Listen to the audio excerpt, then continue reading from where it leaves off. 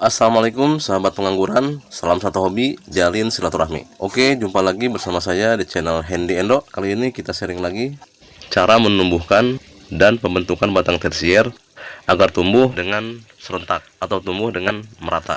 Oke sahabat, saksikan terus videonya.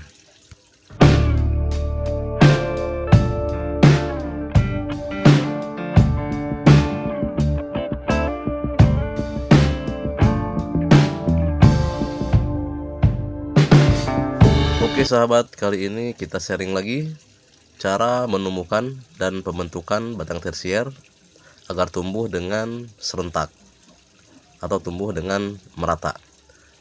Nah, di sini saya sudah tanam pohon anggurnya di dalam pot. Jadi saya buat tambula pot sahabat ya. Memang berbeda dengan Ibu Badariah karena beliau menanam anggurnya skala kebun dan saya di sini berhubung tempatnya tidak luas. Jadi saya tanam anggurnya di dalam pot ya. Karena ini skala rumahan atau skala hobi. Jadi saya tanam anggurnya di pot. Dan di sini saya akan mengikuti teknik pembentukan dan menumbuhkan batang tersiernya saja sahabat ya. Dan juga pemupukan versi Ibu Badariah. Dari mulai 0 tersier sampai ke 120 cm batang tersier. Nah, di sini ada batang sekunder yang tidak tumbuh tunas airnya ya. Nah, jika di batang sekunder tunas tidak tumbuh, kita bisa memotong di batang sekundernya ya. Nah, bisa dilihat sahabat seperti ini. Ini sudah saya potong. Dan setelah dilakukan pemotongan, alhamdulillah tunas airnya pada tumbuh sahabat ya. Nah, bisa dilihat seperti ini. Nah, jadi 50 cm di batang sekunder kita bisa memotongnya dulu agar tunas-tunas airnya pada tumbuh. Nah, setelah tunas airnya tumbuh, kita bisa melanjutkan batang sekundernya, bisa memakai batang dari bud atau bisa juga memakai batang dari tunas air. Nah, di sini pun saya memakai batang bud ya. Nah, sekarang bagaimana caranya agar pertumbuhan batang tersier tumbuh dengan serentak atau tumbuh dengan bersamaan. Nah, di sini ada batang tersier yang sudah tingginya mencapai lebih dari 30 cm.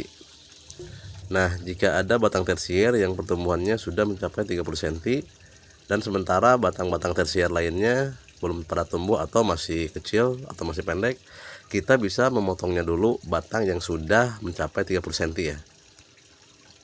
Nah, jika sudah dilakukan pemotongan di batang tersier yang tingginya sudah mencapai 30 cm, maka nutrisi akan mengalir ke batang tersier lainnya yang pertumbuhannya masih pendek atau masih kecil. Jadi dengan memotong cabang tersier yang sudah mencapai 30 cm akan memberikan kesempatan untuk tersier lainnya agar tumbuh dengan cepat. Tapi sebelum kita melakukan pemotongan di cabang tersier yang tumbuhnya sudah mencapai 30 cm, kita harus melihat dulu tunas yang aktif ya. Nah, contoh seperti ini sudah ada tunas yang aktif. Nah, setelah ada tunas yang aktif baru kita bisa memotongnya ya. Kita bisa memotongnya di sini.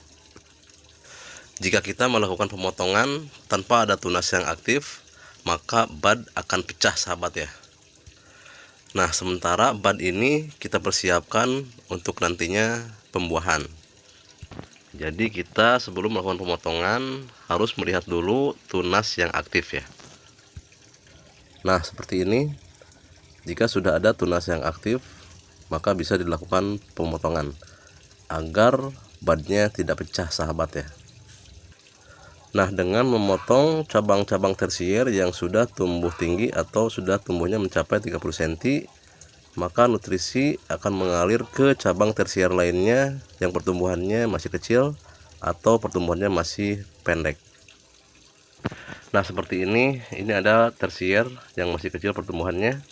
Jadi dimana ada batang tersier yang tumbuh tinggi, saya potong ya. Jadi tarik ulur sahabat sampai pertumbuhan tersiernya semuanya merata. Nah, setelah pertumbuhan batang tersiernya sama di 30 cm, kita bisa los ya. Kita bisa biarkan pertumbuhannya sampai di 120 cm. Nah, sekarang untuk pemberian pemupukannya sahabat ya.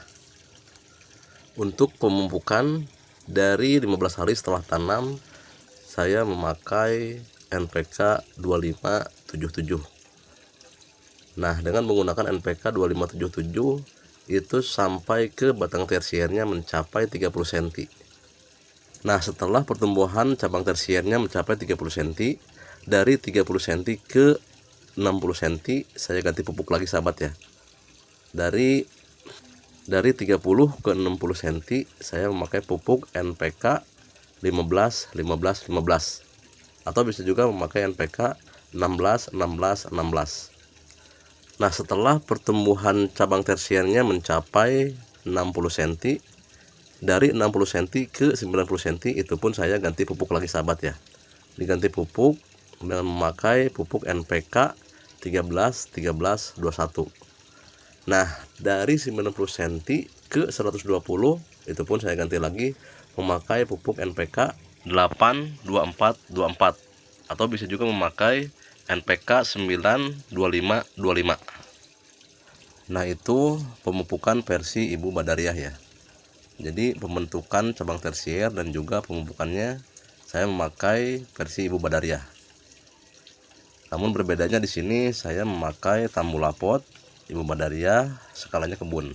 Jadi di saat nanti hasil pembuahannya itu tidak akan sama sahabat ya. Oh ya sahabat, ini saya hanya menambahkan, jadi di saat menanam pohon anggur di Tambulapot atau kita tanam di pot, alangkah baiknya memakai rak sahabat ya. Nah, seperti ini.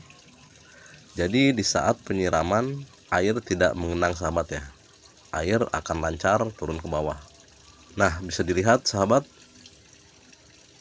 Dan selain itu untuk mencukupi oksigennya.